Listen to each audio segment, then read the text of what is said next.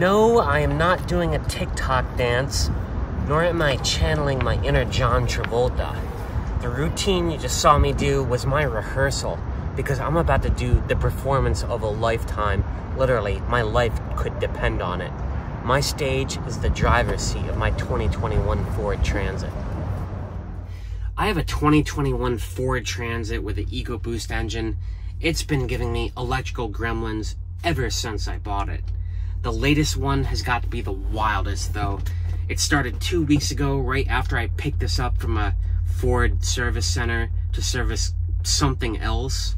What happens is when you come to a red light, the engine shuts off and it goes into a power saver mode. This is actually a thing with most modern cars today. What is supposed to happen is when you lift your foot off the brake, the engine should start back up. Well, as of 2 weeks ago, mine is no longer doing that. Instead, it gives me a warning light saying switch to park and restart the engine, turn the key. It's very scary when you have people honking behind you at like a crowded intersection. That dance, however, that I just showed you is a workaround so that doesn't happen. First of all, I'll show you the bug-in problem just so you see what I'm talking about. So I just started the engine. Let's shift it into drive. And let's just pretend we're coming at a red light, let's say up by that plow thing right there.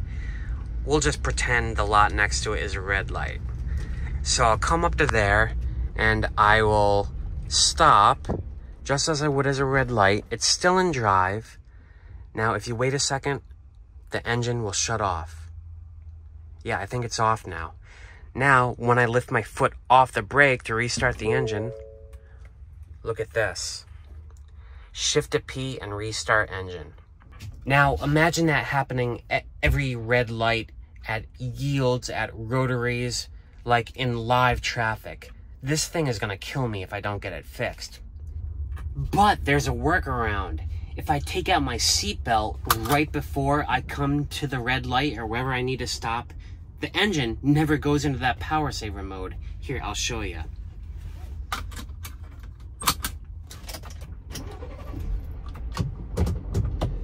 So let's pretend there's a red light right here.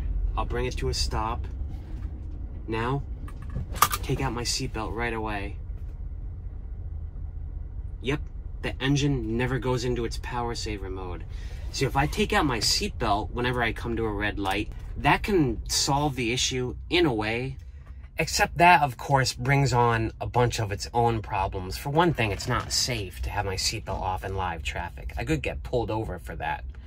Also, when the seatbelt comes off, its natural inclination is to get sucked back up into this area over here. So I have two options. I can kind of hold it in one hand like this and try to fight it, or I can tuck it under my butt like this and try to sit on it. I find myself doing the latter, but then if you have it like this for too long, the thing will start dinging in an increasing tempo. I'll show you what I'm talking about. So first of all, I'll replicate the seatbelt dinging issue for you all. So I'll idle, I'll take the seatbelt out.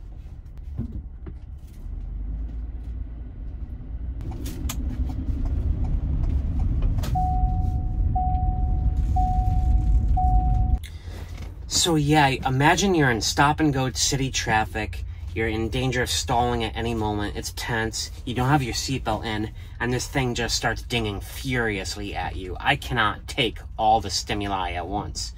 I have found a way to turn the dinging off, though. The car somehow knows if you're making an effort, I guess, towards putting your seatbelt in. So what you do is, when you're in the stop-and-go, after you've come out of a red light or whatever it is, but before it starts dinging, you start making this gesture.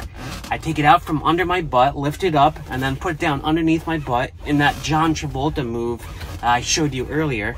And if you just keep doing that the whole time, the dinging never starts. I'll show you what I mean.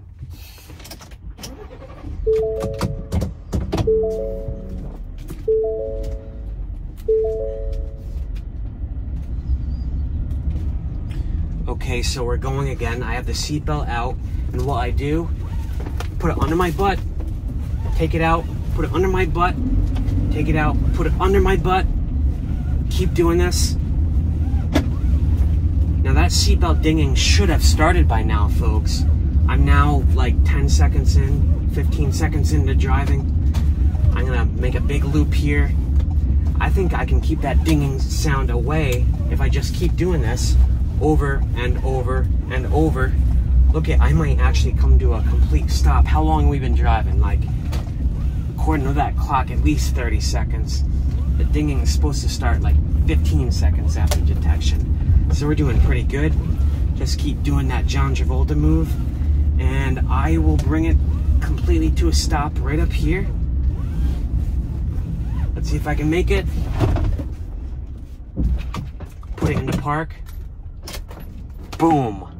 No dinging, no stalling, but I have to do this stupid ass dance that I showed you outside. Yeah, literally. I have to make sure this is not buckled in when I come to a red light, and that when I pull out of the red light, I just keep doing that John Travolta disco move. And basically, I can drive that way indefinitely, not have it stall, and not have it ding, which is great, which is what I want. But obviously, I don't want to have to do a dance every damn time. I know the dance is cute and all, but this can't be good for my back. I mean, come on. Ford is well aware of the issue. They're actually the ones that showed me the trick about taking my seatbelt out when I brought it here earlier this week. They could not fix it during my last visit, so I'm bringing it again next week. They're flying in some specialist to look at it. Supposedly he's a wizard.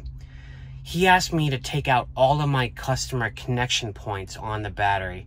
I need to do that first. That means disconnecting my DC to DC charger and taking my battery monitor shunt out, which is a chore. But I'm going to use it as an opportunity to clean up down there a little bit today, hence my being at a Home Depot lot. So I'm going to do a clean job, bring it to Ford. I'll show you what I'm doing today. So I've slid the seat as forward as it can go, and I've removed that pesky battery cover. The first thing I want to do is fill this gap behind the battery, where I guess you're supposed to put another battery or expand it. I notice it causes the battery to slide around a bit. I'm going to create a template that kind of fills this crack just to stabilize everything. It's also going to be what I mount my bus bar on, just to clean up this mess a bit. I will be using good old plywood for my mounting board, but first I'm going to create a template just out of some cheap cardboard. Quickest and easiest way to do this. Alright, let's see if this fits. It's kind of impossible to get a good camera angle in here because it's such a cramped space, but hopefully you can see this is meant to go down and lie right against the bottom.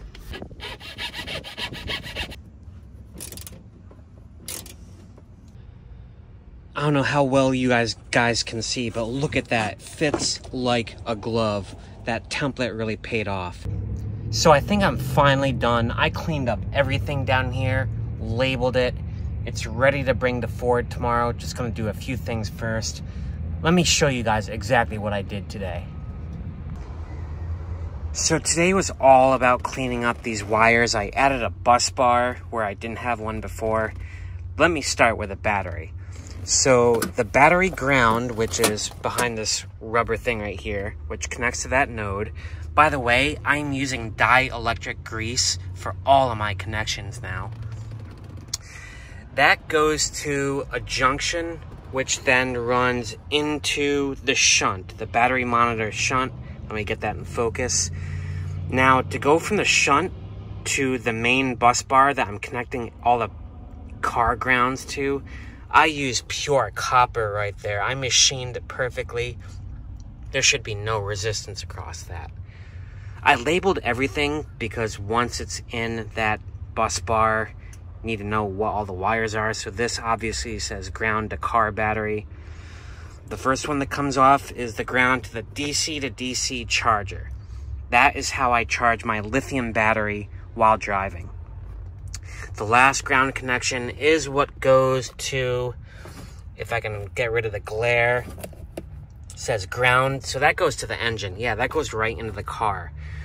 What I basically will do before I bring it to Ford tomorrow is take this ground out and join it directly to this ground thing here and bypass my stuff altogether. The other modification I will do is take my customer connection point off right here. I just made a little rubber sleeve. I'm just gonna put it around that. So by the time I bring this all to Ford tomorrow, none of my car connections will be attached to the car's electrical system. So before I attach the ground and attach the seat and make sure my car still is drivable, I did discover something very curious. This was on one of the nodes of the car battery. Now, I kept having loose connections in here. I took it to Ford a few weeks ago and they found a loose connection on one of the car batteries. I noticed that this lug is not the factory lug. From this angle, the washer on the top is the one I removed.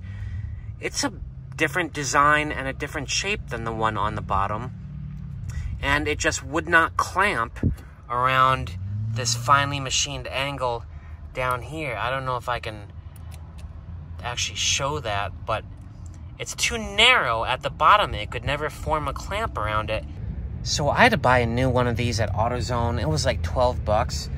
Since that connection is so tight, I haven't started the car yet, but I'm wondering if this was the root of a lot of my electrical problems over the past 2 years. Where did this washer come from? Now the most back-breaking part. I wish I had a second person to help with this, but with a little TLC, there, I did it. I don't know if you guys can see, but I got the seat in. Now it's just a matter of cleaning up all this stuff. You know, one thing you have to think about van life is you're gonna be doing your repairs in a Home Depot parking lot. I mean, unless you have a friend or something who will lend you your driveway. It's very demanding. It is private property. Someone might ask you to move at any time. I actually recorded this video over 2 days because I could not do everything I wanted to do before it got dark and the store closed. And when you take your battery apart and your seat apart, you better be able to put it all back together very quickly in case someone asks you to leave. It's very stressful. It's times like this when I wish I had my own shop. But I got everything done I wanted to do. I've got it nice and cleaned up. I'm gonna bring it to Ford tomorrow, take my customer connection point off, and have him look over the entire powertrain. Hopefully I get this stuff solved before I go down to Florida. Alright guys, I'm gonna clean up this mess, take it for a drive, get it cleaned. Not sure if I have anything more to say, so I might end the video here. Thanks for sticking along with this project. I'm bringing it to Ford tomorrow morning. My next video, I will probably give you a status update on what happens. Alright, peace out everyone.